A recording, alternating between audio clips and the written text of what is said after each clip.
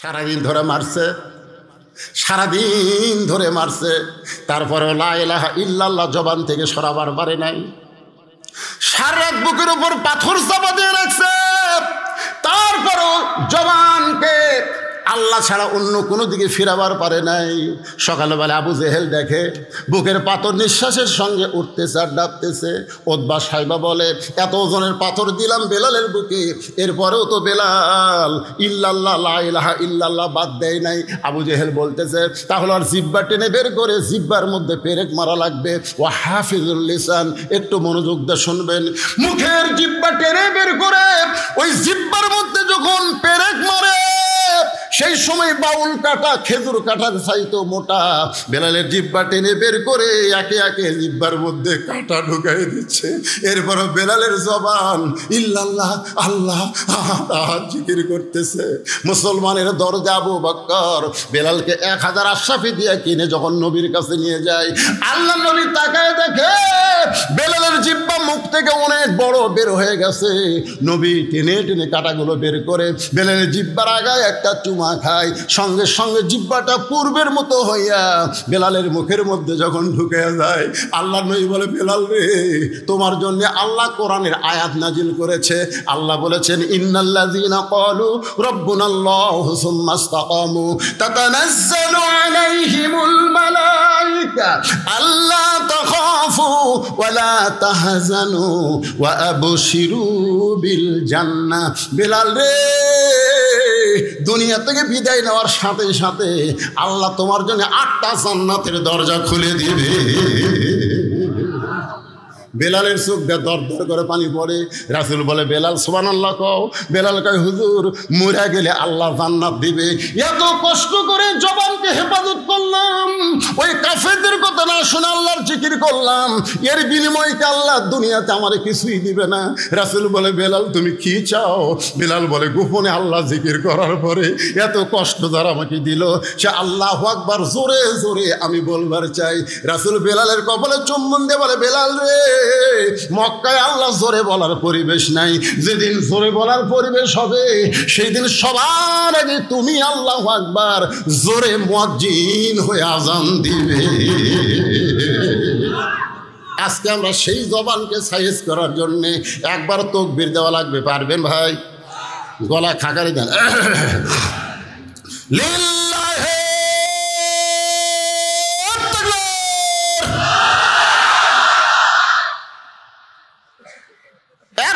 জোরে আপনার পারবেন না, এরা দেয়নি নাকি?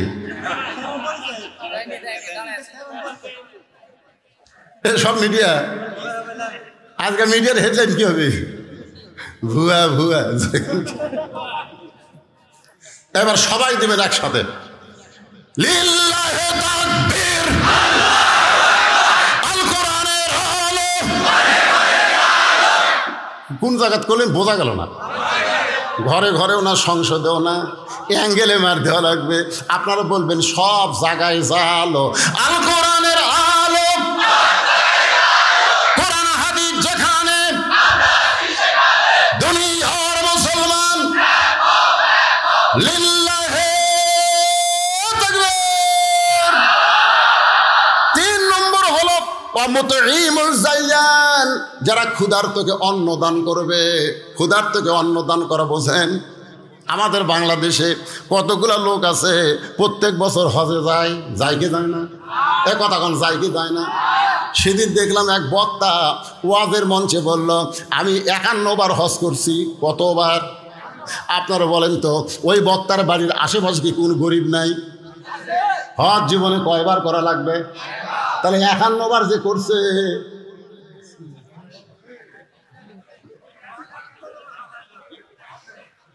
বাংলাদেশ এমন একটা দেশ হয়ে গেছে, মানুষের তৈরি আইন দিয়ে চলার কারণে মানুষের ভিতরে খালি সন্দেহ। ধরে কোন ঠিক কিনা?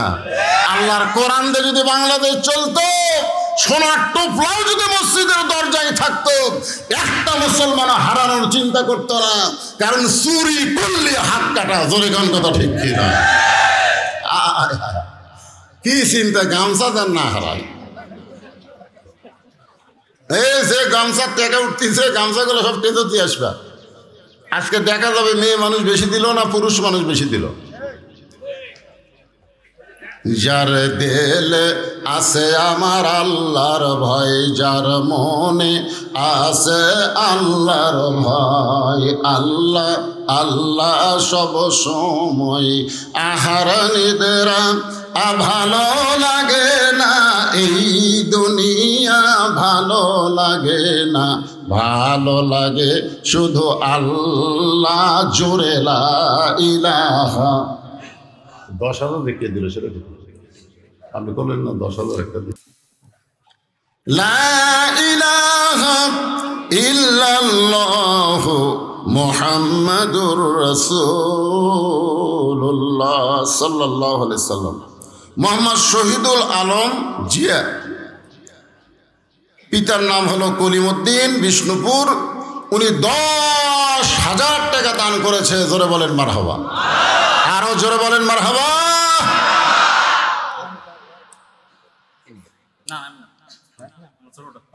আপনি ছোটটা, আপনি কি দিচ্ছেন?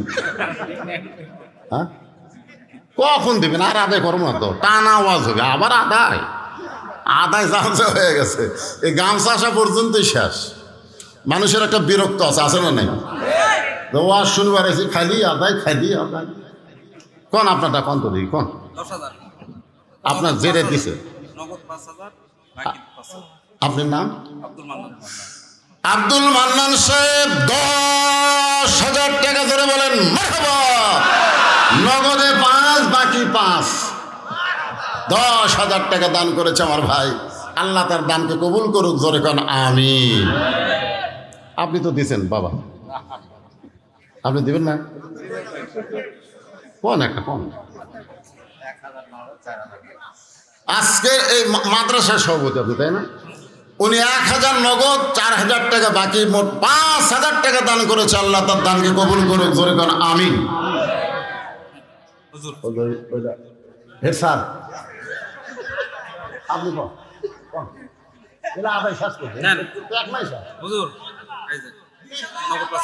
মাশাআল্লাহ, উনি নগদে 5,000 দিয়ে দিয়েছে। হেড স্যার কোন? 20,000 আপনারা কবেন, এটা চাঁদা হলো। দান হচ্ছে নিজের অন্তর থেকে যেটা দিবে সেটার নাম হলো দান, আর জোর করে যেটা নেওয়া হবে সেটার নাম হলো চাঁদা। ঠিক কিনা বলেন? তা আপনারা ওনার কাছ থেকে চাঁদা চান না দান চান? চাঁদা দিয়ে মাদ্রাসা করলে ফেটে দেবে, আর দান দিয়ে মাদ্রাসা করলে যতই ঝড় ঝাপটা হোক ফাটবি না, খালি তেল তেলাই থাকবি। তো হেড স্যার 5,000 টাকা খুশি মনে দান করছে। আল্লাহ তার দানকে কবুল করুক, আল্লাহ। হ্যাঁ, বিদেশ থেকে বা কোন দেশ? ওদের তো ভালো পোষা পারে, 1,000 4 দিও, 5,000 দাও। আচ্ছা, 5,000 টাকা দান করবে আল্লাহ। সৌদিতে থাকে প্রবাসী, আল্লাহ তার দানকে কবুল করেন, জোরে কান আমিন। এই গামছার আদায় শেষ, আর তো আদায় দেখা যাচ্ছে না, শেষ। এখন আসেন তাহলে 5টা দলের মধ্যে 1 নম্বর দল হলো তালিয়াল কোরআন। আল্লাহ কোরআনে বলেন, ইন্নামাল মুমিনুনা আল্লাযীনা ইযা যুকিরাল্লাহু ওয়াজিলাত কুলুবুহুম ওয়া ইযা তুলিয়াত আলাইহিম আয়াতুহু যাদাতুহুম ঈমানাও ওয়া আলা রাব্বিহিম ইয়াতাওয়াক্কালুন। তাহলে তালিয়াল কোরআনের ব্যাখ্যা, আল্লাহ কোরআন দিয়ে কি বললেন? যে কোরআন যখন তেলাওয়াত হবে, এই কোরআন তেলাওয়াতের কারণে মানুষের ঈমান বেড়ে যাবে। এখানে তেলাওয়াত মানে কোরআন পড়া না, তেলাওয়াত শব্দের অর্থ হলো কোরআন মোতাবেক চলা। আজকে আমাদের বাংলাদেশে আমরা কি কোরআন অনুযায়ী চলি? খালি কোরআনের ওয়াজ শুনি। আপনারা বলেন তো, কোরআন শোনার দিক দিয়ে 1 নম্বর শ্রোতার নাম কি?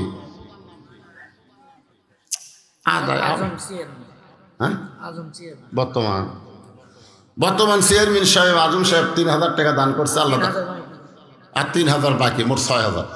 এখন আর আদায় দেন না, পরে দেন। তাহলে কি বুঝলেন?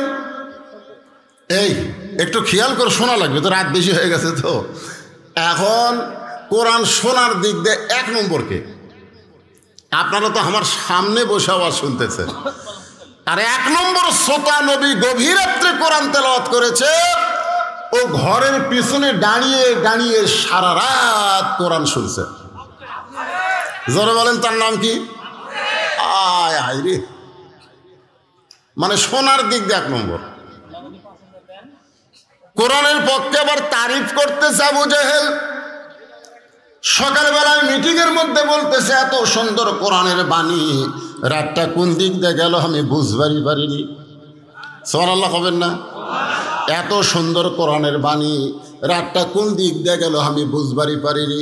আবু সুফিয়ান বলে, নেতা, যেই কোরআন শুনতে এত ভালো লাগে, রাত কোন দিক দিয়ে যায় বোঝা যায় না, সেই কোরআন ধরলে অসুবিধা কি? একটা হলো শুনলে, একটা হলো ধরলে। এই যে আপনারা শুনতেছেন, খালি শুনলে হবে না, এটা ধরা লাগবে, ধরা ধরা। আজকে যদি সব মুসলমান কোরআন ধরতে চাইতো, তাহলে প্রাইমারি ভিক্ষা করে চালান লাগতো, মাদ্রাসা ভিক্ষা করা লাগতো না। জোরে গান কথা ঠিক কি না? আজকে সারা জীবন কোরআনের শত্রুতা করছে, কোরআনের হক কথা শুনবার চাইনি, হক কথা বলবে, মাহফিল বন্ধ করে দিছে। ওই নেতা মরে গেলে আমরা অনেক হুজুর তার লাশের কাছে কোরআন শুনাই। জোরে কোন কথা ঠিক কিনা? সারা জীবন কোরআনের বিরুদ্ধে চারণ করছে, আর মরে গেলে কোরআন খতম দিয়ে তার জন্য দোয়া করতেছে, রব্বানা যালামনা। আল্লাহ কয় কোরআন মরা মানুষের জন্য না রে, কোরআন হলো জীবিত মানুষের হেদায়েতের কোরআন। আবু সুফিয়ান বলে, নেতা, যেই কোরআন শুনতে এত ভালো লাগে, সেই কোরআন ধরলে অসুবিধা কি? আবু জেহেল বলতে, আবু সুফিয়ান, এ কোরআনকে যদি গ্রহণ করি, নেতৃত্ব চলবে না, তোর আমার ভুয়া নেতৃত্ব চলবি না। আজকে আমাদের বাংলাদেশে যারাই নেতৃত্ব দিবার চায়, ঠিক মতো বিসমিল্লাহ বলবার পারে না। জোরে বলেন কথা ঠিক কিনা? যদি আল্লাহর কোরআন তেলাওয়াত করবার না পারে, তারা আসল নেতা না, তারা হলো ভুয়া নেতা। জোরে বলেন কি নেতা? আরো জোরে বলেন কি? জোরসে বলেন, জোর হলো না, আরো জোরে।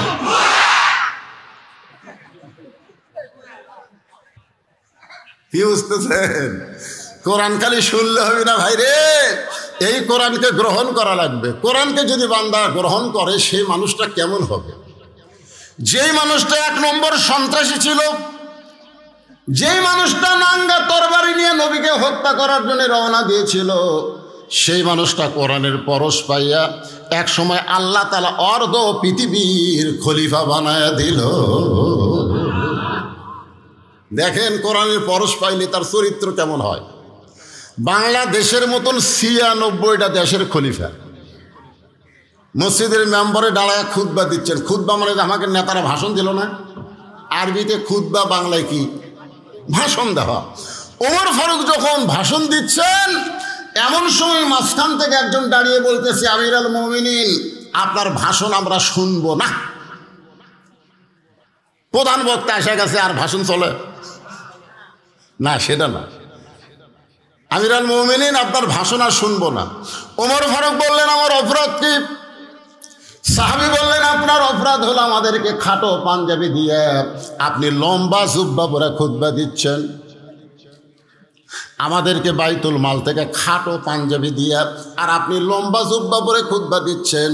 যতক্ষণ আপনার লম্বা জুব্বার কাহিনী না বলবেন, ততক্ষণ আপনার খুতবা আমরা শুনব। আচ্ছা, ওমর ফারুকের কি চামচা নাই? চামচা? এত বড় নেতাকে একটা লোক অপমান করতেছে, আর একটা চামচাও কথা কয় না। আল্লাহর কোরআন দিয়ে যখন রাষ্ট্র চলবে, তখন কোনো চামচা থাকবে না। ধরে বলেন কথা ঠিক কিনা? আসরের নামাজ 4 রাকাত, তুমি 2 রাকাতে বসো, সমস্যা নাই। 4 রাকাতে বসো, সমস্যা নাই। কিন্তু 3 রাকাতে বসলা কেন?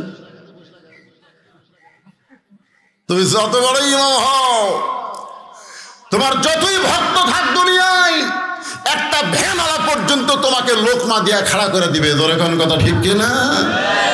ওঠ ওঠ, তো ওঠ ওঠ তো কর পারে না, আল্লাহু আকবার কয়। ওমর ফারুক চোখের পানি বের করে কাঁদতেছেন। কেউ যখন ওমর ফারুকের পক্ষে কথা বলতেছে না, এমন সময় আব্দুল্লাহ ইবনে ওমর ফারুকের সন্তান, 6 লক্ষ হাদিসের হাফেজ, 30 পারা কোরআনের হাফেজ। নেতা কাক কয় দেখছেন? নেতার বেটা হাফেজ রে। আর আমাদের নেতার বেটা জীবনে মাদ্রাসার বারান্দার যায়নি। জোরে কর কথা ঠিক কি? মাঝে মধ্যে আসে 1 লাখ 2 লাখ টাকা দিয়ে যায়, তুলবার গেলে যে কি ঠেলা ভাই। আমার এক মাদ্রাসা আছে, এক এমপি সাহেব 4 টন টিয়ার দিছে। আমার এক মুহূর্তে আমি হুজুর খালি মাঝে মধ্যে যাই আর খালি ফিরে দেয়। চিন্তা করলাম করে খালি যায় আর ফেরত দেয়, যায় আর ফেরত দেয়। তা আমি একদিন নিজেই গেলাম, যে বললাম কে ভাই কি খবর, দিবার চাষে এমপি সাহেব দেন না কেন? বলে প্রতি টিয়ারে 10,000, আগে 40,000 জমা দেন পরে। আমি কইলাম টাকা জমা দেয়া ঘুষ দিয়ে তারপর সেটা মাদ্রাসা চালানো দরকার নেই। নেতার সন্তান যদি কোরআনের হাফেজ হইতো, আর সংসদে 300 এমপির মধ্যে 50টা এমপির সন্তান যদি কোরআনের হাফেজ থাকতো, তাহলে এমপি একদিন চিল্লায় বলতো, মাননীয় স্পিকার সাহেব, প্রাইমারিতে আগডম বাগডম শিক্ষা দেওয়া হয়, মিথ্যা শিক্ষা, সেই প্রাইমারির জন্য হাজার হাজার কোটি টাকা বাজেট করা হয়। 94% মুসলমানের দেশে জালিকাল কিতাবুল লা রাইবা ফিহি হুদাল লিল মুত্তাকিন, আল্লাহর কোরআন শিক্ষা দেওয়া হয়। সেই শিক্ষার জন্য আমরা বাজেটে হাজার হাজার কোটি বাজেট চাই। এরকম যদি 50 জন এমপি বলতো, তাহলে ভিক্ষা করা লাগতো না, এই মাদ্রাসাও 3 তলা বিল্ডিং হয়ে যেত। ধরে কোন কথা ঠিক কিনা? 6 লক্ষ হাদিসের হাফেজ, 30 পারা কোরআনের হাফেজ আব্দুল্লাহ বাবার পাশে দাঁড়ায় বলতেছে, রে নবীর সাহাবীরা, তোমরা খাটো পাঞ্জাবি হলেও তো নতুন কাপড় পরে নামাজ পড়তে আইছো, কিন্তু আমার পরনে দেখো নতুন কোনো কাপড় নাই। ওসমান গনি বলে, আব্দুল্লাহ, আজকে জুমার দিনে সবাই নতুন কাপড় পরে নামাজ পড়তে আইছে, আর তুমি পুরাতন কাপড় কেন পরলা? আব্দুল্লাহ বলতেছে, আমি যদি নতুন কাপড় পরে নামাজ পড়তে আসতাম, তাহলে আমার বাবার জুব্বা লম্বা হতো না। তোমরা তো সবাই ঘুম পাড়ো, তোমরা সবাই যখন ঘুমাও তখন আমার বাবা ঘুমায় না। তোমরা সবাই যখন ঘুম পাড়ো, অর্ধপৃথিবীর খলিফা আমার বাবা তখন ঘুমায় না। বহুদিন আমি মাকে দেখেছি দরজায় দাঁড়িয়ে থাকতে। আমি মাকে জিজ্ঞাসা করতাম, মা আমার বাবা কোথায়? মা বলতেছে, মানুষের দুঃখ কষ্ট দেখার জন্যে ঘুরতেছে। অর্ধপৃথিবীর খলিফা, কোরআনের পাগল, ঘুরতেছে, দেখে মরুভূমির মধ্যে তাঁবু টাঙ্গায়া কে যেন কি পাক করতেছে, আর 2টা বাচ্চা খালি মা মা বলে কাঁদতেছে। উমর ফারুক চিন্তায় পড়ে গেলেন, এত রাত্রে কি পাক করে, বাচ্চাগুলা কান্দে। নিকটে গিয়ে বলতেছে, মা তুমি এমন কি করতেছো? তোমার বাচ্চাগুলো ক্ষুধার জ্বালায় কান্দে, আর তুমি তাদের খাবার দাও না।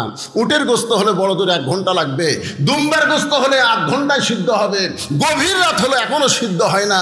তুমি কেমন মা, তোমার কি দয়া নাই? মা কান্দের বলে, পথিক, তুমি যে দিক দিয়ে যাচ্ছিলে সেই রাস্তা দিয়ে যাও। আমার বাড়ি হলো ইয়ামিন দেশে। আমি গতকাল মদিনার খলিফা ওমরের কাছে আইছিলাম, কিন্তু এত মানুষের ভিড়, আমি ওমরের কাছে যাবার পারি নাই। আমার ক্ষুধার্ত সন্তানকে নিয়ে আমি মরুভূমির মধ্যে তাঁবু টাঙ্গায়া, আমার সন্তান যখন বারবার খাবার চাই, আমি পাতিলে পানি আর পাথর দিয়ে নিচে আগুন জ্বালায় সিদ্ধ করতেছি। আমার পাতিলের পাথর কোনোদিন সিদ্ধ হবে না। আমার সন্তানকে এত বেশি খিদা লাগছে, আমি মনে করেছিলাম ওরা এক সময় ঘুমায় যাবে।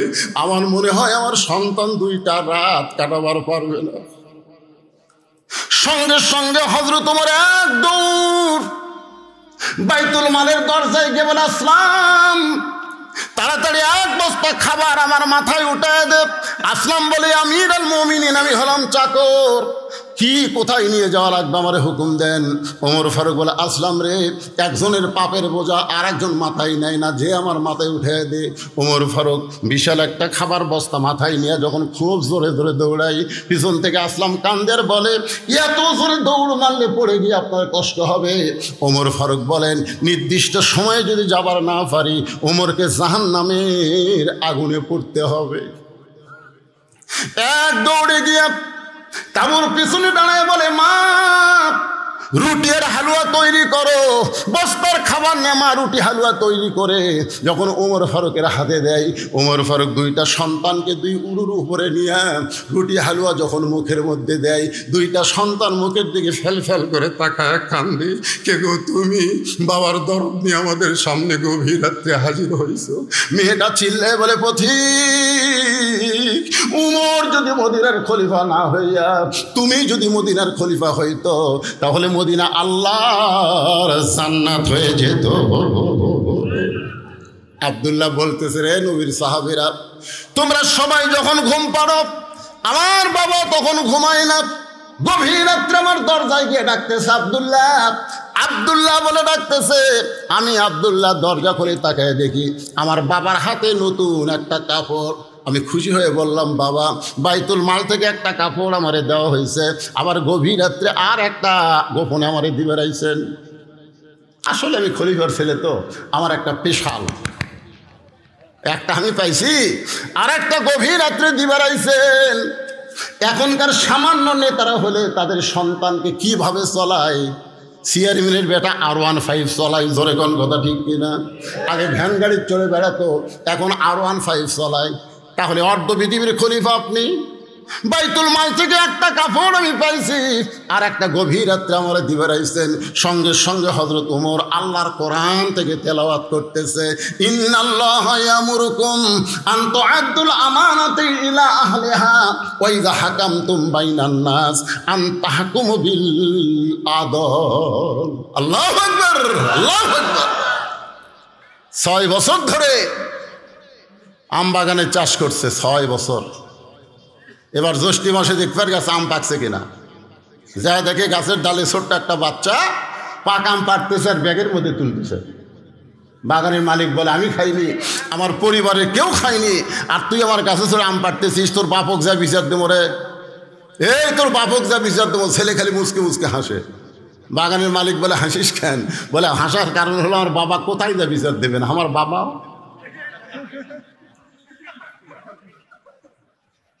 বাগানের মালিক তাকায় দেখে ওর বাপ আর এক গাছের চোড়া খেলে আম পাড়ে আর বস্তা ভরায়। গাছের নিচে বসে কান্দের বলে আল্লাহ বিচার দেবো কার কাছে, বেটাও চোর বাপও চোর। আজকে আমাদের বাংলাদেশের অবস্থা হয়েছে তাই, বিচার দেওয়ার জায়গা নাই। জোরে বলে কথা কথা বল না, কথা বল না। খালি কথা না বলার কারণে আজকে বাংলাদেশে জালিমদের জুলুম বাড়তিছে। জোরে কোন কথা ঠিক না? গত সপ্তাহে 620 টাকা করে 1 কেজি গোস্ত কিনছে। এবার জামাই আইছে, শাশুড়ি বলতেছে 1 কেজি হবে না, 2 কেজি আনেন। তো এখন 1300 টাকা লিয়ে গেছে, 2 কেজি আনবে। 2 কেজির দাম হয় 1240 টাকা, লিয়ে গেছে কত? 1300। তো কসাইকে বলতেছে ভাই 2 কেজি গোস্ত দাও। 2 কেজি গোস্ত দেওয়ার পরে 1300 টাকা দিছে। কসাই টাকা নিয়ে বলতেছে আর 100। তাই কে রে, গত সপ্তাহে লিয়ে গেলাম 620, আমাকে 60 টাকা ফেরত দে। না না না আর 100 দেন, 700 করে লাগছে। ওই তখন আস্তে করে কষার দিকে তাকে দেখে সাইডে দাও থসে, খস করে দাও লিছে, লিয়ে যার উপর গোস্ত কাটে ওই খাইটা মারছে লাত্তি। লাত্তি মারা কষার ঘাড়ের উপর দাও ধরে বলতেছে কত করে কেজি কর। কষাই বলতেছে আপনি জানবেন, আপনার কাছে কোনো দরকার নেই। জনগণ জবান খুললে জালেমের জুলুম কমে যাবে। জোরে কোন কথা কর না কেন, কথা কর না কেন, সব চুপ মেরে গেছে। যেই ভারত আমাদের বাবরি মসজিদ ভাঙ্গা, বহু ফাঁকা জায়গা ভারতে আছে না নাই? জোরে কোন আছে না নাই? ফাঁকা জায়গায় রাম মন্দির না বানায়া মসজিদ ভাঙ্গে মসজিদের জায়গাতে রাম মন্দির বানালো। আর সেই ভারতের স্টার জলসা জি বাংলা আমাকে মেয়েগুলো দেখে, একটা মরদ তাকে শাসন করে না। জোরে কোন কথা কর না কেন? জবান বন্ধ হয়ে গেছে। বাংলাদেশের মুসলমান নামাজ না পড়তে পারে কিন্তু মসজিদকে জীবনের চাইতে ভালোবাসে। জোরে কোন কথা ঠিক কিনা? তো যেই ভারত আমাদের বাবরি মসজিদ ভাঙ্গা রাম মন্দির বানালো, সেই ভারতের চ্যানেল বাংলাদেশে চলবে? তা আপনার বাড়ি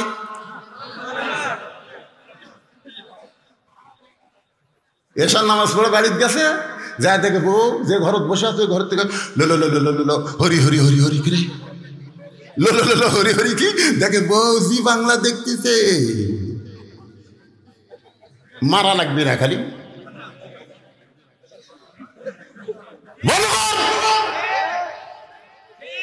মুসলমানের ঘরে ভারত চলবে না।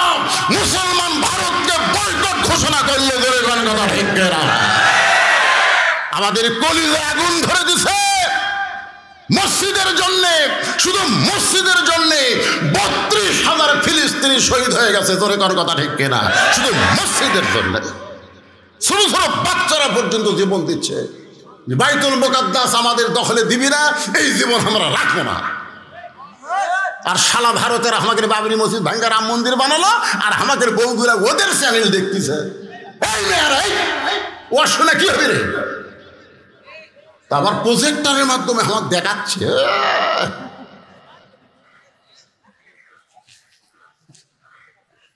রাগ করতেছেন?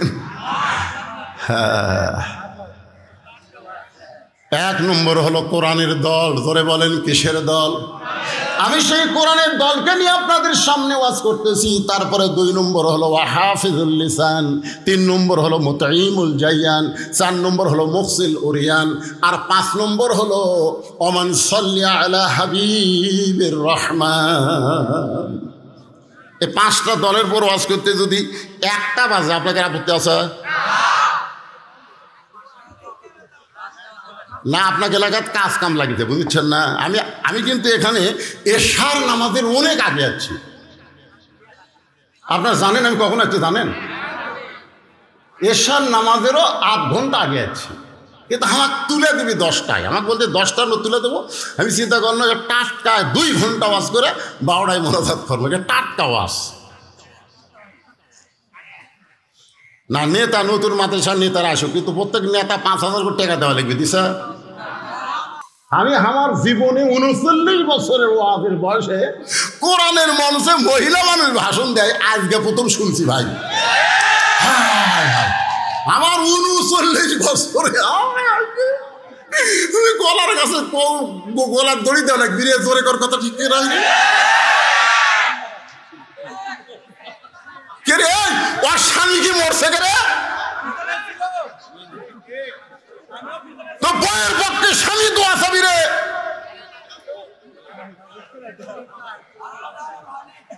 না, কোরআনের কথা হচ্ছে। জোরে কোন ঠিক কিনা?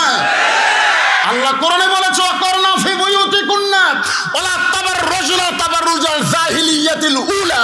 মেয়েরা তোমরা ঘরের মধ্যে থাকো, ঘরের বাহির হও না।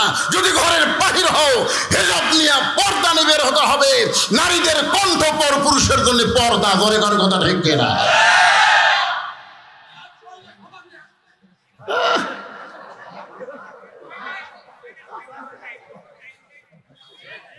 ঘুম ধরবি? ঘুম ধরিচ্ছে?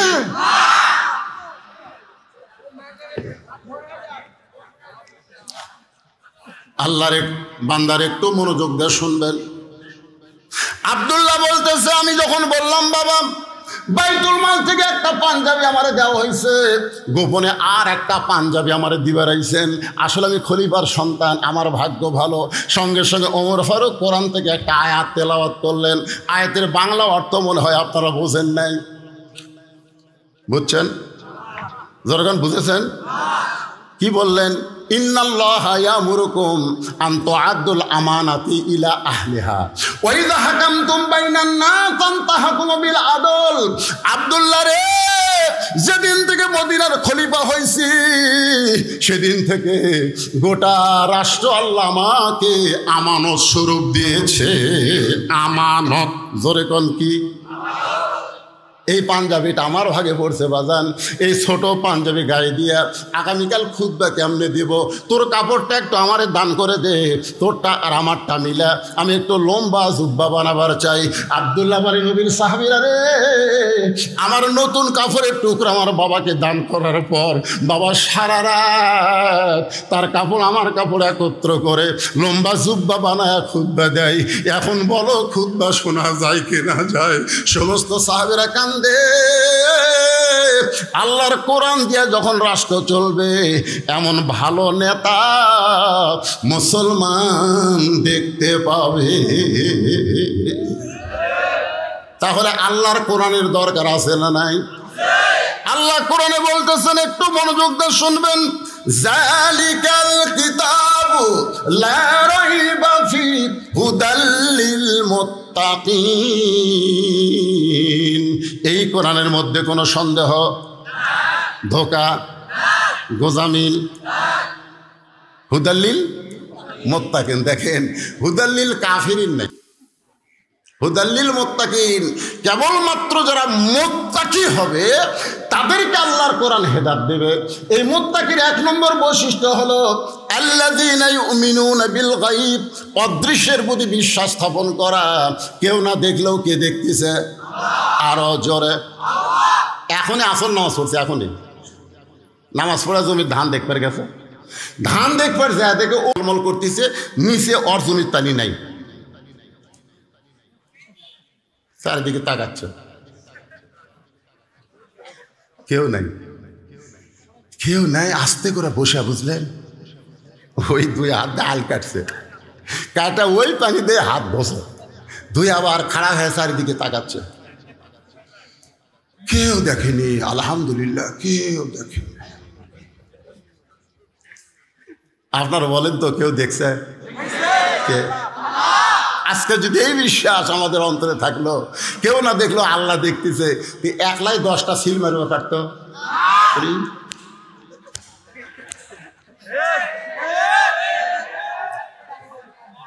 যারা একলাই 10টা করে সিল মারে, ওরা যদি হওয়া থেকে মরা পর্যন্ত কোরআনের মাহফিল ওয়াজ শোনে, এরা মুত্তাকি হবার পারবে না।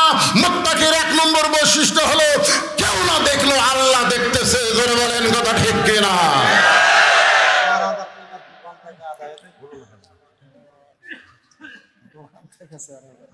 এরা টাকা ঠিক করে ফেলে দিল। এ যারা দোকান দিয়েছে তোকে ছাড় দেন নি,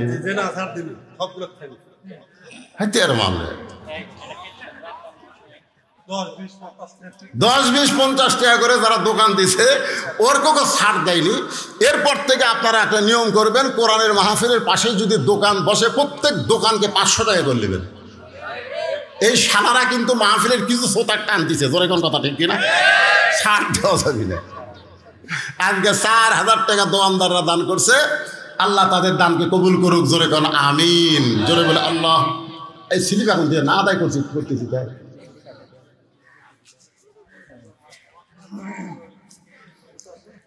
যেভাবে জনগণ বসে থাকা আওয়াজ শুনতেছে এই গরমের মধ্যে, মনে হচ্ছে না রাত 12:30 বাজছে। কেবা মুরব্বী, ও চাচা, ও চাচা, আপনি কোথায় উঠে গেলেন? বারে ধরে ধরে ধরে স্বামী বন্ধ। হায় হায়, এইরকম বুড়া মানুষ অসুবিধে রে। একটু মনোযোগ দিয়ে শোনেন। কোরআনের দল 1 নম্বর কিসের দল? কোরআনের দলের উপর কথা বলতেছে, একটু মনোযোগ দেন। এরপরে আল্লাহ বলতেছে আল্লাযীনা ইউমিনুনা বিল গায়ব। এরপরে বলা হচ্ছে ইয়াকিমুনাস সালাত, নামাজকে কায়েম করা লাগবে। নামাজ পড়লে হবে না, নামাজ কায়েম করা লাগবে। জোরে কোন, কি করা লাগবে?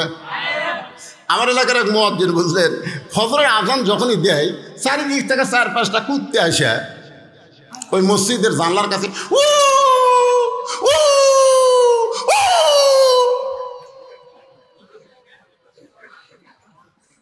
আমি চিন্তা করলাম, কেন মুয়াজ্জিন আজান দেয়, কুত্তা করে বাজলো কাপ। একদিন আমি মুয়াজ্জিনকে বললাম, কে মুয়াজ্জিন ভাই, আপনাকে এখন সবচেয়ে বিরক্ত কে করতেছে? কয় হুজুর, 4-5টা কুত্তে হুজুর। এই এরা ঘুম পড়ে, কিন্তু আমি যে আজান দেওয়া শুরু করি এরা মসজিদের জানলার কাছে এসে হু হু করে। তা আমি কইলাম, কি জন্য করে ভাই? হুজুর আমি তো বুঝবার পারতেছি না। আমি মুয়াজ্জিনকে কানে কানে কইলাম, মুয়াজ্জিন আপনি সত্যি করে বলবেন, আল্লাহ কোরআনে বলেছেন ওয়ামান আহসানু কাওলাম মিম্মান দাআ ইলাল্লাহ ওয়া আমিলা সালিহান ওয়া ক্বালা ইন্নানি মিনাল মুসলিমিন। আচ্ছা, আপনি যে আসসালাতু খায়রুম মিনান নাওম বলতেছেন ফজরের আজানে, আপনার বেটা নামাজ পড়ে? মুয়াজ্জিন বলতেছে হুজুর আমার 3টা আগে আছে, এক শালাও নামাজ পড়ে না। আমি বললাম এই জন্য কুত্তা লোকমা দিছে যে তুমি আজান দাও, তোমার বেটারাই নামাজ পড়ে না। ওয়াকিমুস সালাত মানে কি? শুধু মুয়াজ্জিন নামাজ পড়লে হবে না, মুয়াজ্জিনের 14 গোষ্ঠী নামাজ কায়েম করা লাগবে। ধরে কথা কন না। মুমিনদের 2 নম্বর বৈশিষ্ট্য হলো নামাজ কায়েম করতে হবে। বর্তমান প্রধানমন্ত্রী 564টা মসজিদ বানা দিছে, আলহামদুলিল্লাহ। কোন আপনাদের মানদাত আছে না নাই? নাই? আচ্ছা হচ্ছে তো, হবি না? এই মসজিদের নাম কি? মডেল মসজিদ। জোরে বলেন নাম কি? এক নেতা আমারে কয় হুজুর আপনারা বক্তারা আমাদের প্রধানমন্ত্রীর কোনো সুনামি করেন না। প্রধানমন্ত্রী 564টা মসজিদ বানায় দিচ্ছে, সেই প্রধানমন্ত্রীর নামে কিছুই বলেন না। আমি বললাম প্রধানমন্ত্রী 564 কেন, 5 লক্ষ মসজিদ বানায়া দিলেও কোনো লাভ হবে না। কারণ মসজিদ বানানোর জন্য আল্লাহ প্রধানমন্ত্রী বানায়নি, আল্লাহ নামাজ কায়েমের জন্য প্রধানমন্ত্রী বানাছে। আল্লাহ কোরআনে বলেছেন আল্লাযীনা ইম্মাক্কান্নাহুম ফিল আরদ, মুসলমানের মধ্যে কাউকে যখন ক্ষমতার চেয়ার দেওয়া হয় তার 1 নম্বর কাম হলো পদ্মা সেতু নির্মাণ করা, 1 নম্বর কাম হলো 4 লাইন রাস্তা করা, 1 নম্বর কাজ হলো 564 মসজিদ করা। এগুলো সবই কাজ, তবে 1 নম্বর কাজ হলো নামাজ কায়েম করা। আজকে যদি প্রধানমন্ত্রী ঘোষণা করে যে করোনার সময় কি করলো পুলিশেরা, মুখত খালি মাস্ক না থাকলে কি করতো মনে আছে আপনাকে? আমি একটা মৌলানা মানুষ, আমার মুখত মাস্ক নাই, 5000 টাকা জরিমানা। আপনারা দেখেননি, ফেসবুকে দিছিল। হ্যাঁ, মানে আমারটা এই জন্যই করছে যে আপনি একটা মৌলানা হয়ে মুখত মাস্ক পরেননি, এই রাগের ছড়ি। আসলে 200 টাকা জরিমানা, কিন্তু আমার 5000 করছে।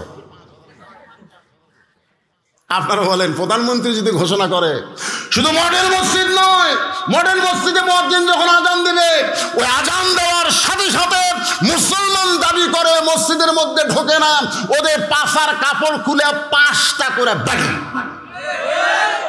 এই আইন যদি প্রধানমন্ত্রী চালু করে দেয়, আপনারা বলেন তো আমাদের যুবকের আজান দেওয়ার পরে বেড়া ঘুরবি?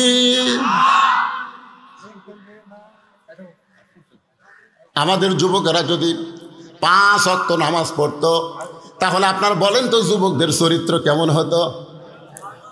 কে বলেছে? এজরকান কে বলেছে? আল্লাহ বলেছেন ইন্নাস সালাতা তানহা আনিল ফাহশাই ওয়াল মুনকার। একমাত্র নামাজই পারে মানুষকে যাবতীয় খারাপি থেকে বাঁচায় দিতে। এরা কিন্তু রাত 1টার পরে সবাই যখন ঘুমায় যায়, বাপ মা ঘুমাইছে, জানলা দরজা বন্ধ করে 4G মোবাইল ওয়াইফাই দেওয়া আছে, এখন অশ্লীল ভিডিও বার করে। যদি নামাজ পড়তো সেই যুবক কোনোদিন মেসির সাপোর্টার হতো না। যে ব্যক্তি 5 ওয়াক্ত নামাজ পড়ে সেই যুবক কোনোদিন নেইমারের সাপোর্টার হতো না। যেই যুবক 5 ওয়াক্ত নামাজ পড়ে সে কোনোদিন আর্জেন্টিনার পতাকা টাঙ্গাতো না। জোরে কোন কথা ঠিক কি না? আপনার এলাকার একটা যুবক আপনি বার করেন যে যুবক 5 ওয়াক্ত নামাজ জামাতে পড়ে, ওই আবার আর্জেন্টিনার জার্সি গাউট দেয়, একটা বার করেন। তাহলে আল্লাহর কোরআন সত্য না মিথ্যা? আল্লাহর কোরআন বলতেছে ইন্নাস সালাতা তানহা আনিল ফাহশাই ওয়াল মুনকার।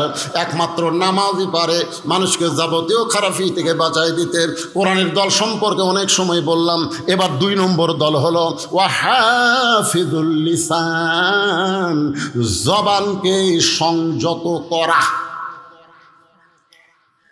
এখন 3 জন একত্রে চা খাওয়ার বসলে বসে করে তুই কাক ভোট দিব রে? এ মনোযোগ দিয়ে শুনবেন।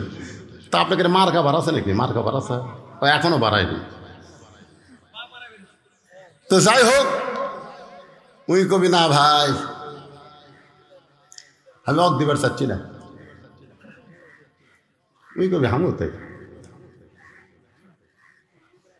আল্লাহ রাসূল বলতেছে 2 নম্বর জান্নাতি দল হলো যারা নিজের জবানকে সংযত করবে। এখন একটা গান ভাইরাল হয়েছে, একজন মানুষ হইয়া তুমি কয়জনকে বিলাও মন, মুখে তোমার ভালোবাসা অন্তর কয়লার মতন, একজন মানুষ হইয়া তুমি কয়জনকে বিলাও। তোমার জবান আছে বলে তুমি সব কিছু বলতে পারো না, জবান আছে বলে তুমি গীবত করতে পারবা না, পরনিন্দা করতে পারবা না। আল্লাহ রাসূল বলেছেন তোমার মুখের জবান আর দুই উরুর মাঝখান তুমি যদি হেফাজত করতে পারো, আমি আল্লাহ তোমাকে জান্নাতের জামিন হয়ে গেলাম। এই যে জবান সারাদিন ধরে মারছে, সারাদিন ধরে মারছে, তারপরে লা ইলাহা ইল্লাল্লাহ জবান থেকে সরাবার পারে নাই। সারা রাত বুকের উপর পাথর চাপা দিয়ে রাখছে, তারপরও জবানকে আল্লাহ ছাড়া অন্য কোনো দিকে ফিরাবার পারে নাই। সকালবেলা আবু জেহেল দেখে বুকের পাথর নিঃশ্বাসের সঙ্গে উঠতেছে আর ডাবতেছে। ওতবা সাইবা বলে এত ওজনের পাথর দিলাম বেলালের বুকে, এরপরেও তো বেলাল ইল্লাল্লাহ লা ইলাহা ইল্লাল্লাহ বাদ দেয় নাই। আবু জেহেল বলতেছে তাহলে আর জিব্বা টেনে বের করে জিব্বার মধ্যে পেরেক মারা লাগবে। ও হাফিজুল লিসান, একটু মনোযোগ দিয়ে শুনবেন, মুখের জিব্বা টেনে বের করে ওই জিব্বার মধ্যে যখন পেরেক মারে, সেই সময় বাউল কাটা খেজুর কাটার চাইতো মোটা বেলালের জিব্বা টেনে বের করে একে একে জিব্বার মধ্যে কাটা ঢুকাই দিচ্ছে। এরপর বেলালের জবান ইল্লাল্লাহ আল্লাহ জিকির করতেছে। মুসলমানের দরজা আবু বকর বেলালকে 1000 আশরাফি দিয়ে কিনে যখন নবীর কাছে নিয়ে যায়, আল্লাহ নবী তাকায় দেখে বেলালের জিব্বা মুখ থেকে অনেক বড় বের হয়ে গেছে। নবী টেনে টেনে কাটাগুলো বের করে বেলালের জিব্বার আগায় একটা চুমা খায়, সঙ্গে সঙ্গে জিব্বাটা পূর্বের মতো হইয়া বেলালের মুখের মধ্যে যখন ঢুকে যায়, আল্লাহ নবী বলে বেলাল রে, তোমার জন্য আল্লাহ কোরআনের আয়াত নাজিল করেছে।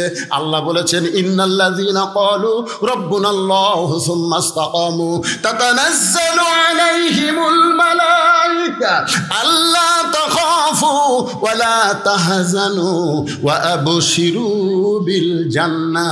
বেলাল রে, দুনিয়া থেকে বিদায় নেওয়ার সাথে সাথে আল্লাহ তোমার জন্য 8টা জান্নাতের দরজা খুলে দিবে। বেলালের চোখ দিয়ে দর দর করে পানি পড়ে।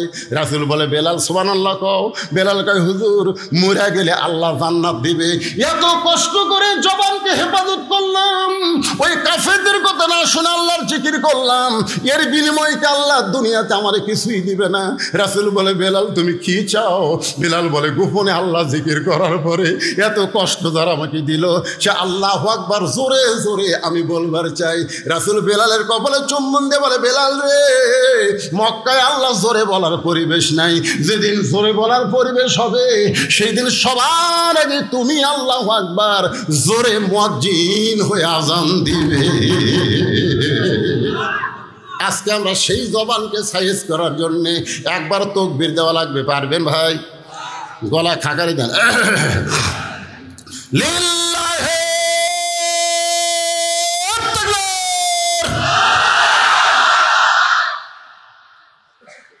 এক সাইজে জোরে আপনার পারবেন না। এরা দেয়নি নাকি?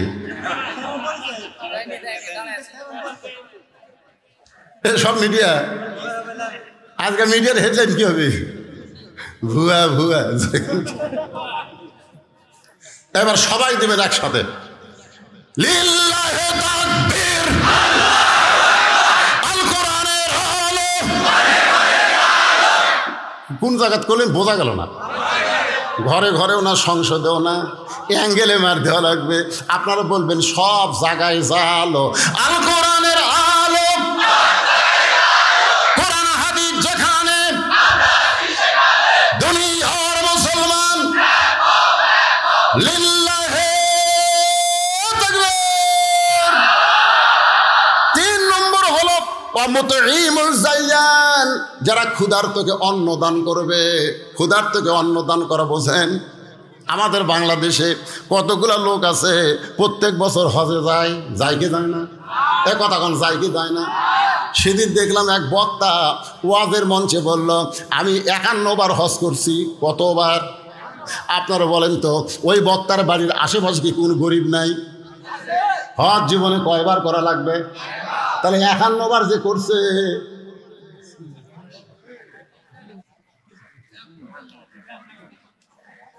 এ হাসেন কেন?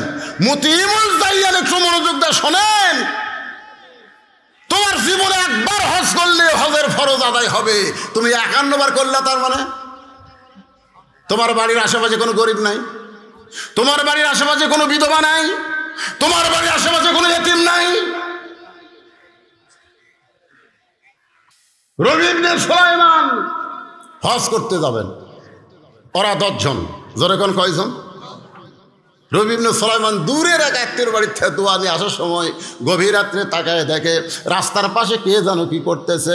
একটু নিকটে গিয়ে দেয় একটা মহিলা মরা গাদার গা থেকে গোস্ত কাটতেছে আর টোপলা বাঁধতেছে। রবি ইবনে সুলাইমান চিন্তায় পড়ে গেল, একে তো গাদা খাওয়া হারাম, তারপরে মরা গাদার গোস্ত কাটতেছে। এই মহিলার অবশ্যই খারাপ মহিলা, কোনো হোটেলের সঙ্গে হয়তো যোগাযোগ রেখেছে, এই মরা গাদার গোস্ত দেয়, সেইটা পাক করে হোটেল আলো হয়তো মানুষদেরকে খাওয়ায়। দেখি মেয়েটা কোথায় যায়। রবি ইবনে সুলাইমান নিজের বাড়িতে গভীর রাত্রে না গিয়া ওই মেয়েটার পিছনে পিছনে নিরাপদ দূরত্ব বজায় রেখে রাস্তা নিল। মেয়েটা একটা ভাঙ্গা বাড়ির মধ্যে ঢোকার সঙ্গে সঙ্গে 2টা মেয়ে কাঁদতেছে আর বলতেছে, মা আর ক্ষুধার জ্বালায় পারতেছে না, মা তাড়াতাড়ি আমাদের খাবার দাও। মা বলতেছে, এই দেখো গোস্ত আনছি, এই গোস্ত সিদ্ধ করে তোমরা খাও, আল্লাহর শুকরিয়া আদায় করো। রবি ইবনে সুলাইমান চমকে যায়, নিজের মা হইয়া মেয়েদেরকে মরা গাদার গোস্ত দিয়ে বলতেছে সিদ্ধ করে খাও, আল্লাহর শুকরিয়া আদায় করো। তিনি লোকমা দিয়ে বললেন, মা আমি নিজের চোখে দেখছি, মা তুমি মরা গাদার গোস্ত কাইটা তোমার মেয়েদেরকে দিছো। এবার মেয়েটা বলতেছে, পথিক রে, আমার বাড়িতে আজকে 5-7 দিন হলে খাবার নাই, আমার স্বামীও দুনিয়া থেকে বিদায় নিয়েছে, এখন আমি মা কি করব? রাতের অন্ধকারকে চাদর মনে করে আমি বের হয়ে গেছি। হালাল না হারাম জীবিত আমি তো এটা তমিজ করতে পারি নাই, আমার মেয়েদের ক্ষুধা নিবারণ করার জন্য আমি মরা গাদার গোস্ত কেটে এনে দিয়েছি। রবি ইবনে সুলাইমান বলে, মা আমি এবার হজে যাবার চাইছিলাম বন্ধুদের সঙ্গে, আমি আর হজে যাব না, আমার হজের সব সম্পত্তি আমি তোমাদেরকে দিয়া দিব। তিনি এক দৌড়ে বাড়িতে আসলেন, হজের যত সামান আসলো সব ওই মেয়েকে দান করলেন। মার মেয়ে মিলে দোয়া করতে চাল্লা, যে মানুষটা হজে না গিয়ে তার সব সম্পদ আমাদেরকে দান করে দিল, আল্লাহ মক্কা মদিনা তার বাড়ির জন্য হাজির করে দিও। রবি ইবনে সুলাইমান বলে, মা উল্টা দোয়া করো না, মক্কা মদিনা কোনোদিন মানুষের বাড়িতে হাজির হয় না, বরং মানুষকেই মক্কা মদিনায় যাইতে হয়। মার মেয়ে বলতেছে, বাবা শোনো, আমরা হলাম দোয়া করা আর কবুল করার মালিককে। নির্দিষ্ট সময়ে ওই 9টা বন্ধু এসেছে, চলো বন্ধু হজে যাই। বলে, তোমরা যাও, এবার আমি যাবার পারবো না। সবাই বলতেছে, তুই না বহু লোককে বললি হজে যাব, তাহলে হজে কেন যাবি না? বলে, আমার অসুবিধা আছে ভাই, তোমরাই যাও। ওই 9 বন্ধু হজ করে হজের সমস্ত কাম শেষ করে রবি ইবনে সুলাইমানের বাড়ির দরজায় এসে ডাকতেছে, এ রবি ইবনে সুলাইমান দরজা খোল। রবি ইবনে সুলাইমান দরজা খুলে দেখে ওই 9টা বন্ধু তার দরজার সামনে দাঁড়ায়া। আল্লাহ রাসূল বলেছেন, তোমাদের এলাকার কোনো মানুষ হজ করে যখন তোমাদের এলাকায় ফেরত আসে, তুই মহব্বত নিয়ে ওই হাজির চোখের দিকে যদি তাকাও, ওই চোখ দিয়ে মক্কা মদিনা দেখে যে সব পাইছে সেই সওয়াব আল্লাহ তোমাকে দান করে দিবে। রবি ইবনে সুলাইমান বললেন, ভাই তোমরা হজ করে আইছো, আমি জানলে তোমাদের সঙ্গে দেখা করতাম। একজনের মাথায় একটা বিশাল টোপলা, এই টোপলালা বলতেছে, মিথ্যাবাদী, হজে যাওয়ার আগে তোর কাছে চাইছিলাম, তুই কইলি হজে যাব না, আবার হজ করতে যাই দেখি তুই আমাদের সামনে আল্লাহর ঘর তাওয়াফ করতেছিস। আমি বললাম, রবি ইবনে সুলাইমান রে, তুই না কইলি এবার হজ করতে যাব না, তাহলে আমাদের সামনে আল্লাহর ঘর তাওয়াফ করিস। তখন তুই বললি, ভাই এই টোপলা টানতে আমার একটু কষ্ট হয়, তুই একটু টোপলা ধর। আমি তোর টোপলা হাতে নিলাম, তুই ছাপা মারো ছাই করলি আমাদের সামনে সামনে। তোকে মক্কায় কয়েকবার দেখেছি, কিন্তু টোপলা দেবার পারলাম না, মনের আগে গেলাম মদিনায়, মদিনায় গিয়ে দেখি রাসূলের রওজার পাশে দাঁড়ায়া তুই আল্লাহর নবীর সালাম দিচ্ছিস। আমরা টোপলা তোকে দিবার চাইলাম, কিন্তু তুই যেন কোথায় হারিয়ে গেলি রে মিথ্যাবাদী। একসঙ্গে হজে যাবার চাইছিলাম, একসঙ্গে গেলি না, তাওয়াফ করার সময় আমার টোপলা দিলি। আমরা নয়টা বন্ধু কয়েকবার তোকে দেখলাম, আমাদের দেখা দিলি, কিন্তু আমাদের সঙ্গে না আইসা আগেই বাড়িতে এসে দরজা বন্ধ করে দিছিস। তোর টোপলা তুই নে, তুই হলি মিথ্যাবাদী, তুই মুনাফিক। 9টা বন্ধু টোপলা দিয়ে যখন চইলা যায়, রবি ইবনে সুলাইমান টোপলা নিয়ে কান্দার বলে, আল্লাহ আমি তো হজে যাইনি, আল্লাহ আমি তো হজে যাইনি। আমার বন্ধুরা কেমন করে এমন কথা বলতেছে, এইটা কিসের টোপলা গো আল্লাহ? আমার মুনাফিক মিথ্যাবাদী বলে গেল। আমি জীবনে এমন কি অপরাধ করলাম গো আল্লাহ? কানতে কানতে যখন বেহুশ হয়ে পড়ে যায়, এমন সময় আল্লাহর নবী রবি ইবনে সুলাইমানের মাথায় হাত দিয়ে বলে, রে রবি ইবনে সুলাইমান কান্দিস না, ওই অনাথ এতিমকে তোর হজের সমুদয় সম্পদ দান করার কারণে একজন ফেরেশতাকে তোর চেহারায় রবি ইবনে সুলাইমান বানায়া আল্লাহ তোর নামে হজ করায় আনিছে। রবি ইবনে সুলাইমান বলে, রাসূলুল্লাহ বুঝতে পারলাম আল্লাহ তাআলা একজন ফেরেশতাকে দিয়ে আমার নামে হজ করায় নিছে, আপনার রওজা জিয়ারত করায় নিছে, কিন্তু এক বন্ধু এই যে টোপলা দিয়ে গেল, এইটা কিসের টোপলা গো? নবী জানতে চাই। সঙ্গে সঙ্গে নবী কোরআনের আয়াত তেলাওয়াত করলেন, ওয়ামা তুনফিকু মিন শাইইন ফি সাবিলিল্লাহি ওয়াফা ইলাইকুম ওয়া আনতুম লা তুজলামুন। আয়াত দিয়া নবী বুঝাই দিলেন টোপলার খবর, আয়াত দিয়ে বুঝাই দিলেন বাজান গো মুতিমুল জাইয়ান, ক্ষুধার থেকে অন্ন দান করার দরকার আছে না নাই? যারা ক্ষুধার থেকে অন্ন দান করে তাহলে তারা তাদের জন্য আল্লাহর জান্নাত আশা করে আছে। 3 নম্বর 4 নম্বর হলো মুকসিল উরিয়ান, যারা বস্ত্রহীনদেরকে বস্ত্র দান করে। এই যে কঠিন শীতের মধ্যে বস্ত্রহীনদেরকে যারা বস্ত্র দান করে, আল্লাহর জান্নাত তাদের জন্য আশা করে আছে। আর 5 নম্বর হলো ওমান সাল্লি আলা হাবিবির রহমান, নেকির চাইতে পাপ বেশি। ধাক্কায়া ধাক্কায়া জাহান্নামের ফেরেশতারা যখন জাহান্নামে নিয়ে যাবে, ওই সময় আমাদের নবী আমাদের সামনে দাঁড়িয়ে যাবে। ফেরেশতারা বলবে দাঁড়ায় লাভ নাই, নেকির চাইতে পাপ বেশি, আল্লাহ হুকুম করছে জাহান্নামী। আল্লাহ নবী কিছুই বলবেন না। ফেরেশতা জিবরাইল এসে সালাম দিয়ে বলবেন, ইয়া রাসূলুল্লাহ এর সামনে দাঁড়ায় কি করবে, এর নেকির চাইতে পাপ বেশি। এ কারণে আল্লাহ জাহান্নামে ঘোষণা করছে। আল্লাহ রাসূল তখন বলবেন, জিবরাইল আল্লাহ হাকিম হয়ে আমার উম্মতকে আসামি বানায় বিচার করেছে, আমি নবী উকিল সেখানে ছিলাম না। এই বিচার আল্লাহ করতে পারে, কিন্তু আমি নবী এই বিচার মানি না। আল্লাহ বলবে, জিবরাইল নবীকে বলো তার আপিলকে আমি গ্রহণ করলাম। আমাদেরকে আবার নিয়ে যাওয়া হয় মিজানের কাছে, নেকের পাপ ওজন করে দেখা যাবে নেকির চাইতে পাপ বেশি। আল্লাহ বলবেন, হাবিব দেখেন নেকির চাইতে পাপ বেশি, এখন কি উপায়? সঙ্গে সঙ্গে নবী, আমরা যে নবীর প্রতি দরুদ শরীফ পড়ি, এই দরুদ কিন্তু আমাদের আমল নামাও নাই, আল্লাহর কাছেও নাই। এই দরুদ চলে গেছে মদিনায়, সেই দরুদগুলো নেকির পাল্লায় দেওয়া হবে, সঙ্গে সঙ্গে নেকির পাল্লার ওজন বেশি হবে। এখন ওই টোপলার মধ্যে কি আছে, গুরুত্বপূর্ণ খবর কি আপনারা শুনতে চান? কারা কারা শুনবেন? একটু আল্লাহ হাত দেখেন তো দেখি। লিল্লাহি তাকবীর, হাত নামান। আয়াতটা আরেকবার কই, তারপরে টোপলার খবর দিচ্ছি।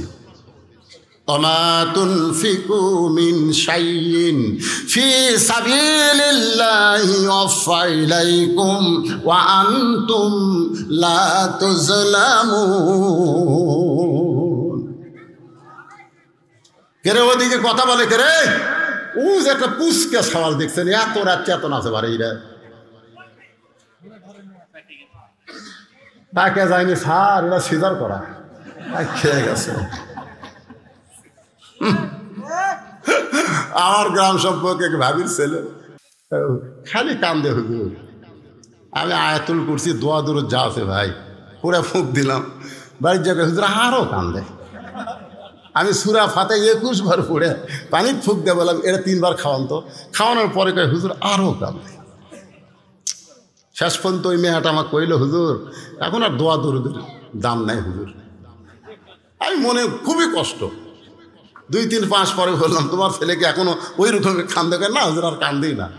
বন্ধ হলো কেমনে? কারণ বাপ একটা মোবাইল কিনে দিছে, যখনই কান্দে চালু করে দিই আর কান্দে।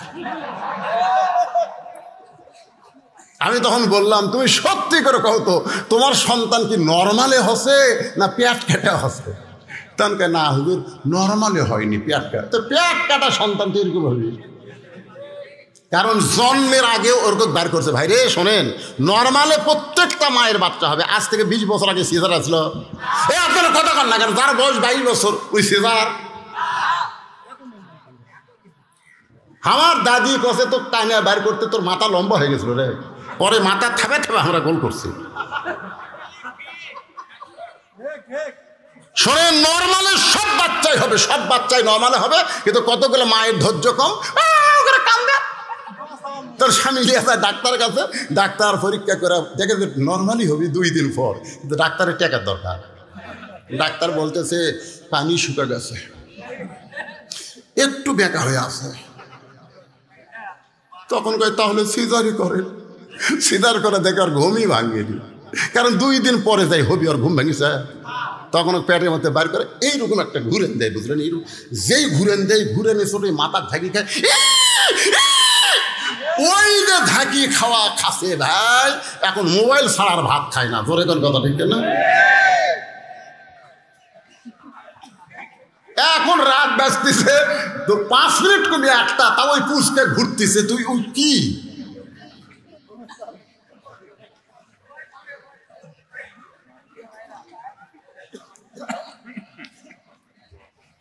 মন খারাপ করতেছেন? আপনি মুরব্বী মানুষ, কি করবেন? এখন এলো ওয়াশ না করলে তো ওয়াজ হবে না। ঠিক আছে,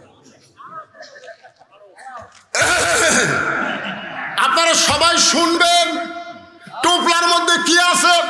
আল্লাহ নবী কোরআনের আয়াত তেলাওয়াত করে রবি ইবনে সুলাইমানকে শুনাইলেন। সবাই কিন্তু শুনবার চাচ্ছেন। এখন যদি কেউ না শুনে চলে যান, লিমা তাকুলু মা লা তাফআলুন। আল্লাহ কোরআনে বলছে, মুখের কথার সাথে কামের মিল না থাকলে টাটকা মুনাফিক। আপনারা না শুনে উঠে যান, তাহলে ওই একজন মাথা তুলে হুজুর রে হুজুর রে। আমি এই নবীর মাদ্রাসার জন্য, শোনেন, এই নবীর এতিম মাদ্রাসার জন্য যাদের বাপ মা কবরে গেছে, বাপ মা যাদের কবরে শুয়ে আছে, সেই বাপ মার কবরকে জান্নাত বানানোর জন্যে এই মাদ্রাসায় একটা কোরআন শরীফ দান করা লাগবে।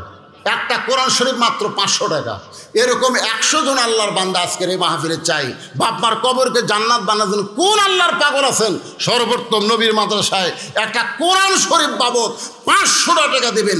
আপনি 500 টাকা দেওয়া মাত্রই একটা কোরআন দানের সওয়াব আল্লাহ আপনার বাপমার কবরে দিয়ে দিবে। ভাইজান, একটু লগত লাগবে ভাই। নাই লগত নাই? আচ্ছা, আপনারা দিবেন, কিন্তু লগত একটু কেউ আছেন নাকি? লগত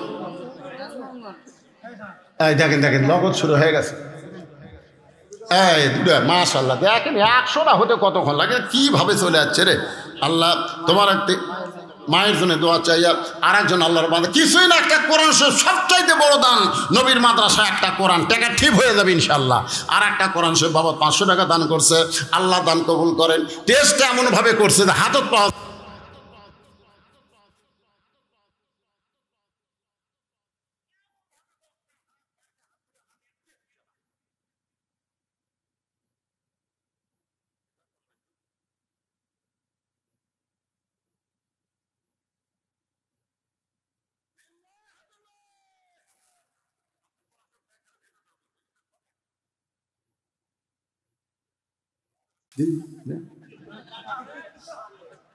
এলা মারে ফতি পেঁয়াজ আছে বাবা রে। কে রে, চেয়ার মিলোর ডাল আছে, এই যদি ভোটও ফেল করে সিমেন্ট দিবি, বাঁশ দিবি, বাঁশ। ও আগামীকাল দিবি?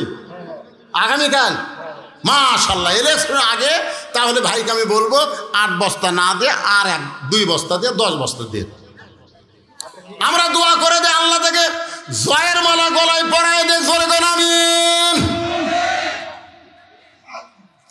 কয়টা হলো?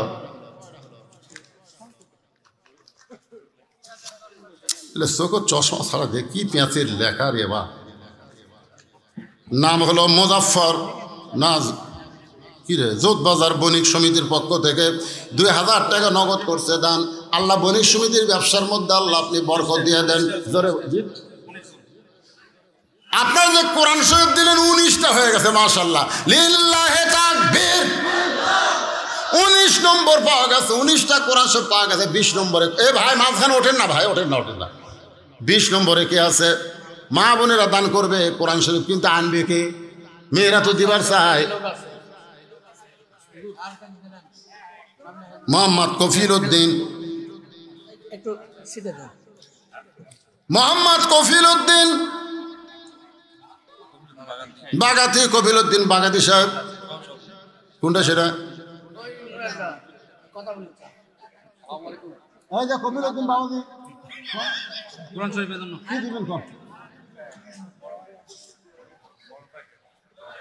বলেন আপনারা এতক্ষণ দেননি কেন? এ আব্দুল মান্নান যখন আদায় করছে তখনই সব দিয়ে শেষ করা লাগতো। হেডমাস্টার দিছে 10,000 দিছে।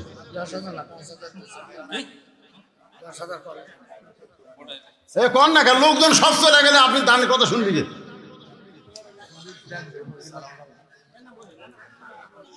এ ভাই শোনেন, কোরআনে আয়াতের অর্থটা শোনেন রে, শোনেন। আল্লাহর নবী বলতেছেন, রে নবী ইবনে সুলাইমান,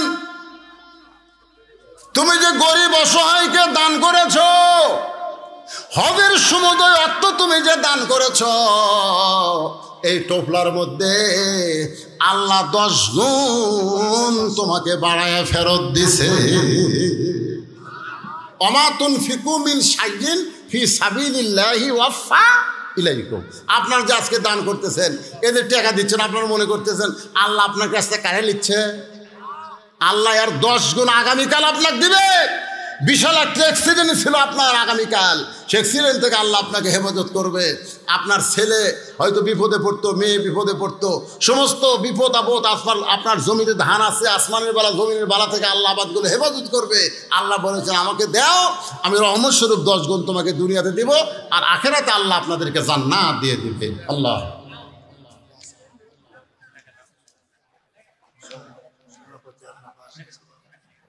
আপনি এখনো দেননি ভাই? দিছে না, অনেকে দান প্রকাশ করে না।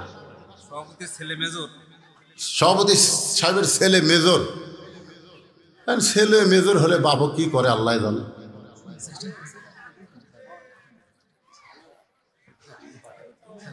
আচ্ছা ঠিক আছে। সবাই ইস্তেগফার, আস্তাগফিরুল্লাহ রাব্বি মিন কুল্লি জামবি ওয়া তুবু ইলাইহি লা হাওলা ওয়ালা কুওয়াতা ইল্লা বিল্লাহিল আলিয়্যিল আযীম। আল্লাহুম্মা সাল্লি আলা মুহাম্মাদ, আল্লাহুম্মা বারিক আলা মুহাম্মাদ, আল্লাহুম্মা সাল্লি আলা মুহাম্মাদ, আল্লাহুম্মা বারিক আলা মুহাম্মাদ। সকলে হাত তুলে আল্লাহুম্মা আমিন। আল্লাহুম্মা আনতাস সালাম ওয়া মিনকাস সালাম, তাবারাকতা ইয়া যাল জালালি ওয়াল ইকরাম। মাবুদ নতুন মাদ্রাসা মতিউর রহমান আমারে কইল, হুজুর এখন 1 বছর পূর্ণ হয় নাই। আল্লাহ 2 জনের মাথায় পাগড়ি পরানো হলো। আল্লাহ সেই প্রথম অধিবেশনে তোমার বান্দারা রাত 1টা পর্যন্ত জান্নাতের বাগানে বসেছিল। আল্লাহ মেহেরবানি করে আজকের মাহফিল আমাদের সকলের হেদায়েতের জন্যে, নাজাতের জন্যে, জান্নাতের জন্যে কবুল করে না। আল্লাহ যা হাদিয়া মঞ্জুর করেছো সোনার মদিনায় নৈফাকে রওজা মোবারকে আল্লাহ কবুল করো। জি সবার জন্য দোয়া হবে। আয় আল্লাহ তাআলা এই মাদ্রাসায় যারা জমি দিল, মাদ্রাসার ঘর নির্মাণে যারা সহযোগিতা করলো, আজকেও যারা নগদে বাকিতে হাজার হাজার, এমনকি গামছার মধ্যে 10টা টাকাও যারা দান করে দিল, আল্লাহ সকলের দানগুলোকে জান্নাতের বিনিময় হিসাবে আল্লাহ কবুল করো। আমরা যারা হাত তুলেছি সকলে বলেন রব্বির হামহুমা কামা রব্বায়ানি সগীরা। বাপ মা যদি কবরে যায়, আল্লাহ বাপ মার কবরকে জান্নাতের টুকরা বানাও। আমার সম্মানিত মা বোনদেরকে আবেদা সালিয়া পর্দা নিয়ে কবুল করো। ফিলিস্তিনের মুসলমানকে আল্লাহ তুমি বিজয় দিয়ে দাও। বাইতুল মুকাদ্দাস আল্লাহ মুসলমানকে দাও। আল্লাহ যারা দুনিয়া থেকে বিদায় হয়েছে শাহাদতের মর্যাদা দিয়ে দাও। আহত অবস্থায় আছে আল্লাহ সুস্থ দাও। আয় আল্লাহ তাআলা আসমানি বালা জমিনি বালা থেকে অত্র এলাকার আবাদগুলোকে তুমি হেফাজত করো। আল্লাহ এই বাজারের প্রতি রহমত বরকতের দরজা খুলে দাও। যারা কষ্ট করে মেহনত করে এত সুন্দর আয়োজন করেছে, রাতে বৃষ্টি হলো, সকালবেলায় মনে হচ্ছিল মাহফিল হবে না।